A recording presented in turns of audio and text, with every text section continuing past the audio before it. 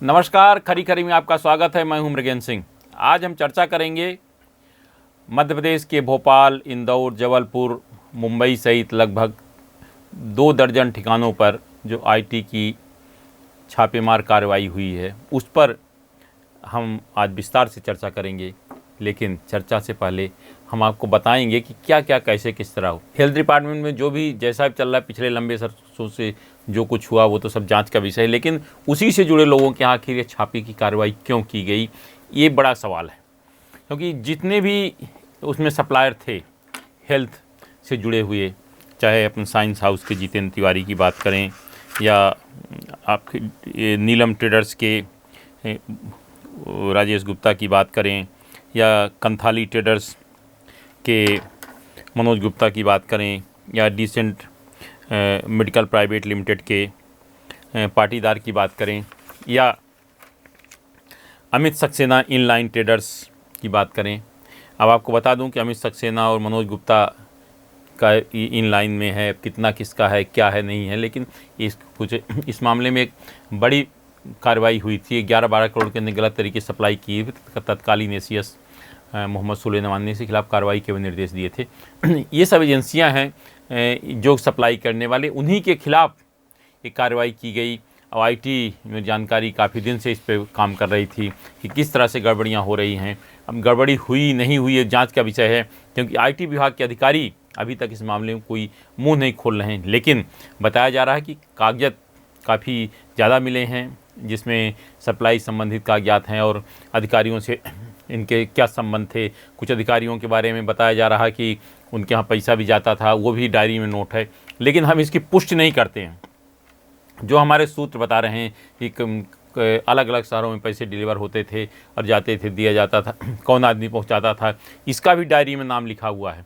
लेकिन कौन है, क्या है, पूरी चीज़ें जब तक आईटी डिपार्टमेंट इसका खुलासा नहीं करेगा तब तक सामने नहीं आएंगी।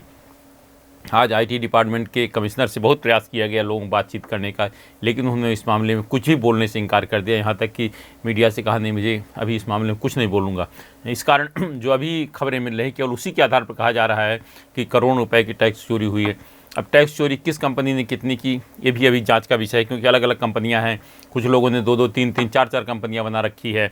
अब पहले साइंस हाउस के जितेंद्र तिवारी कंपनी है, इसके बाद नीलम ट्रेडर्स है जिसकी राजेश गुप्ता की हैं, कंथाली ट्रेडर्स की बात करें तो मनोज गुप्ता हैं इसमें, और decent medical private limited Indore की, इसमें मिस्टर पाटीदार हैं, और इसके साथ ही अमित सक्सेना की इनलाइन ट्रेडर्स। ये सब इसमें कितने की सप्लाई हुई, किसके यहाँ गड़बड़ी, लेकिन निश्चित रूप से ये बहुत ही गंभीर मामला है और इस पर अगर जांच होगी तो बहुत सारे मामले सामने आएंगे। लेकिन इसमें मैं कहूँगा कि इसमें जो आपके हेल्थ कॉरपोरेशन लिमिटेड, जिसके सरकार ने दवाइयों की खरीदी एक स्थान पर हो, सभी मशीनों की खरीदी एक स्थान पर हो, उसके लिए जो कॉरपोरेशन बनाया था, मुझे लगता है उसके बाद से गड़बड़ियाँ ज़्यादा बढ़ गई हैं। क्योंकि वहाँ लोग अपने हिसाब से टेंडर बनवा लेते हैं और ऐसी शर्त डाल देते हैं जो एक ही कंपनी उसमें आ जाती। कई जगह ऐसा हुआ कि एक ही कंपनी के टेंडर लगातार मिल रहे हैं। अगर मुझे लगता है जो व्यवस्थाएं पहले थी जिला स्तर, उसमें उतना भ्रष्टाचार होता था, लेकिन इतना नहीं होता था, क्योंकि सब जगह रहता था कि एक जगह अगर सेट कर लो टेंडर नहीं हो सकता। लेकिन जब इस तरह से सेंट्रलाइज खरीदी हो जाती है तब गड़बड़ी की संभावना काफ़ी बढ़ जाती है। तो मैं कहूँगा जो एमपी हेल्थ कॉरपोरेशन से जो टेंडर जारी हुए, सबसे पहले तो इसकी जांच होनी चाहिए कि आखिर कहाँ कहाँ गड़बड़ी हुई, क्या हुआ। अब इस पर कौन किसने गड़बड़ी की, कहाँ गड़बड़ी हुई, ये तो सब जांच का विषय है। और अभी मुझे लगता है आईटी की टीम जब इस पर अपनी जानकारी देगी तब उसके बाद आगे जांच की कार्रवाई होगी, तब पता चलेगा। बहुत सारे टेंडरों में गड़बड़ियाँ हुई, उसकी जानकारी भी अपने पास है, लेकिन अभी चूँकि जांच के विषय है इसलिए इसे बताना ठीक नहीं होगा। अब सवाल ये है कि आखिर इसके पीछे है कौन, कौन था जिसको एक तरफा सब काम मिल रहा था। आखिर अधिकारियों से किसके संबंध थे, अधिकारियों को पैसा जाता था, नहीं जाता था, ये भी जांच का विषय। क्योंकि डायरी में अगर किसी का कोई नाम लिख दे तो सुप्रीम कोर्ट भी मना कर चुकी है कि डायरी में लिखे नाम का कोई सबूत नहीं होता। लेकिन अगर विभाग से जुड़े अधिकारियों के नाम हैं तो कहीं ना कहीं दाल में कुछ काला है, कुछ गड़बड़ियाँ हुई हैं।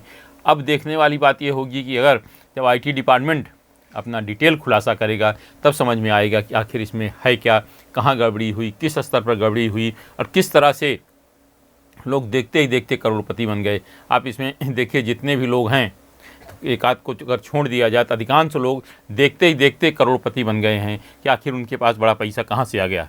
अब जैसे राजेश गुप्ता भी कई काम है सप्लाई के साथ ही उनके अस्पताल है, सिद्धांता अस्पताल में वो डॉक्टर सुबोध वासने के साथ पार्टनर हैं, उसमें एक पार्टनर डॉक्टर उपेंद्र त्रिवेदी भी हैं, 3 लोग हैं। लेकिन मेरी जानकारी जो खोज पता चला है कि इन लोगों ने राजेश गुप्ता और सुबोध वासने ने मिलकर युगांडा में एक दवा की बड़ी फैक्ट्री डाली है। उस वहाँ से बहुत सारी चीज़ें गई, वहाँ से भी बहुत सारी इनपुट मिला है आईटी को। तो आईटी को जो जगह जगह इनपुट मिले उसके आधार पर ही आईटी ने कार्रवाई की है। अब लोगों की प्रतीक्षा है कि जब आईटी का मामला डिटेल आएगा पता चलेगा, तब पता चलेगा कि साइंस हाउस से कितना माल मिला, उनके जितेंद्र तिवारी के जो घर में छापे मारे गए क्या मिला, या उनसे जुड़े जो कर्मचारी हैं उनके यहाँ जो कार्रवाई हुई क्या मिला। इसके बाद आपके राजेश गुप्ता के यहाँ क्या मिला, मनोज गुप्ता के यहाँ क्या मिला, या पाटीदार के यहाँ क्या मिला, या अमित सक्सेना के यहाँ क्या मिला। ये सब अब आईटी अपने मुँह खोलेगी तभी पता चलेगा। लेकिन है बहुत गंभीर मामला, सरकार को इस मामले में गंभीरता से विचार करना चाहिए कि आखिर ये यदि गड़बड़ियाँ हो रही थी तो उसमें कहाँ हो रही थी, किसके इशारे पर हो रही थी, क्यों हो रही थी, ये सब पर सरकार को ध्यान देना चाहिए, जांच कराना चाहिए ताकि भविष्य में इस तरह की कोई गड़बड़ी नहीं हो सके। आज सिर्फ इतना ही। इस तरह की खबरों से जुड़े रहने के लिए हमारे चैनल पब्लिक वाणी को आप सब्सक्राइब करें। आपके पास भी अगर कोई खबर है तो हमें ज़रूर बताएं, क्योंकि हमारा नाम है पब्लिक वाणी। हम आपकी खबर सरकार तक पहुंचाएंगे। इस कार्यक्रम के प्रायोजक हैं इंटरनेशनल पब्लिक स्कूल भोपाल। इस कार्यक्रम के प्रायोजक हैं ओपन बुक्स एंड लेवरोज एक्सीलेंस इन एजुकेशन।